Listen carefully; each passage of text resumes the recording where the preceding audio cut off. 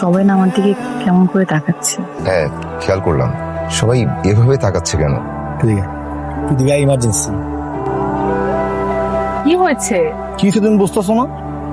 This is not. এটা আমি না, বিশ্বাস করো, এটা তো আমি না। তুমি বিশ্বাস করো, এটা আমি না, এটা আমার ছবি না। অন্তত তুমি বিশ্বাস করো, ওটা আমি না। বিশ্বাস করলাম ওটা তুমি না। চোখের দিকে তাকিয়ে বলো, আমি তোমার চোখে বিশ্বাসটা দেখতে চাই।